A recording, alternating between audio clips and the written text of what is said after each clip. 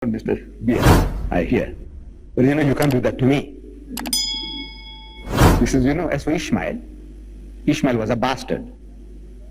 يا أيها الإنسان إنك كادح إلى ربك كدحا فملاقيه.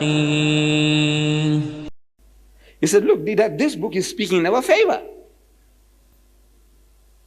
See, but you people are all against us. So I said, it is true, sir. I said, you see, sir, the Egyptians, set hard tasks for your people. They enslaved you. A free people that went there, they enslaved you. So God Almighty is telling us that the Egyptians have been unjust to your people. But today, sir, I said, you see, you have usurped our lands. He says, Dad, how can you say that?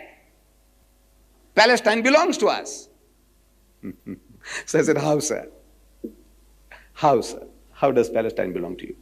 And he knew his Bible, so he started quoting from the book of Genesis, chapter 17, verse 8. He said, I will give unto thee and to thy seed after thee the land wherein thou art a stranger, all the land of Canaan, that's Palestine, for an everlasting possession, and I will be the God.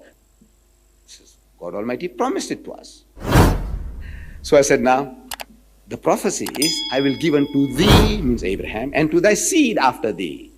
I said, who is the seed of Abraham? She said, we, the Jews. I said, no doubt. You are the seed of Abraham, but are you the only seed?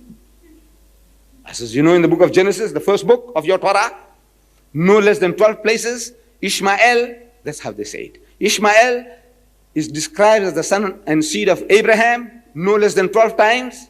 And as for Ishmael thy son, and as for Ishmael thy seed, it says 12 princes shall he beget, and I will make him a great nation, because he is thy seed, no less than 12 times. So, I said, you see, sir, you are the seed of Abraham, and the Arabs are also the seed of Abraham. Why can't you both live in peace and harmony as brothers? He says, Dad, you see, we had this country. We possessed it under David and Solomon. So, they are entitled to it. She said, how did you get it, sir? See, you came out of Egypt, 12 tribes, united people. Under Joshua, united people. And you go into a village, that village chieftain, they call them kings. Palestinians, they also had the little chiefs. So, they went and knocked over one king, conquered him. There's only one little chieftain and another little chieftain, you knocked them over and you took the land by force. I say, if that entitles you to that country, because your forefathers, David and Solomon, had it, then we would be entitled to Spain. I says, my forefathers ruled Spain for 800 years. 800 years the Muslims ruled, and we have there, go today and see the monuments that my forefathers built. They're still there. If we had the power, can we go and reclaim Spain? I said, the Dutch, can they go back to Indonesia? I said, look, our forefathers ruled it for 300 years. The Portuguese, can they come back to Mozambique? They said, look, our forefathers ruled it for 500 years. Nonsense. See? So he must have shared it with the other Jewish managers in the firm. The guys know something, you see. So while walking through one of the departments, clothing department, and the manager of the clothing department, Mr. Benarkah, another Jew, he calls me. I was wearing my white dust coat, furniture trade. He says, come here, do that. I said, yes, sir. He says, you made rings down, Mr. Beer, I hear. But you can't do that to me. He says, as for Ishmael was a bastard.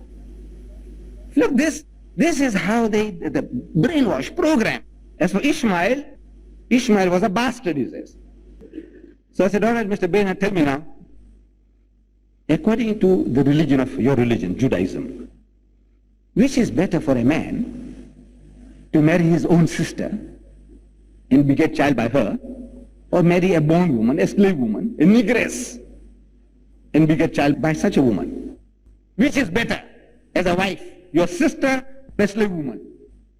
According to your religion, he said, no, the slave woman is preferable. I said, very good. I'm quoting from Genesis chapter 20, verse 12. You can check it out. And Abimelech, the king of Gerar, sent and took Sarah. See, he goes there, and this Sarah was a beautiful Jewess. So he's asking Hazrat Ibrahim alayhi salam, according to the Bible, Say, this beautiful woman, what is she to you? So Hazrat Ibrahim alayhi salam, according to the Bible, he spoke a lie. He said, she's my sister. So she's your sister, well, send her in to the haram. So he had to send her in. And things went wrong that night, and the fellow couldn't come right with Sarah. We don't know what happened. But next morning, he's frustrated and he's calling Ibrahim, Hazrat Ibrahim alayhi salam, and asking him, say, look man, because of this woman I had a sleepless night. Tell me, what is your connection with her? So he said, she's my wife. He said, why did you lie to me? And Hazrat Ibrahim alayhi salam says, according to Genesis chapter 20 verse 12, he said, and yet indeed, means without doubt, she is my sister. She is a daughter of my father, but not the daughter of my mother. It's different mother, but it's the father's seed. And she became my wife. So she is Abraham's sister, seed coming from the same father. And you said, according to Judaism, according to eugenics, according to common sense, that the negress was preferable. And you say Ishmael is a bastard because he's a child to Hagar, a slave woman. So I said, if Ishmael is a bastard, then Isaac is a greater bastard according to your standards.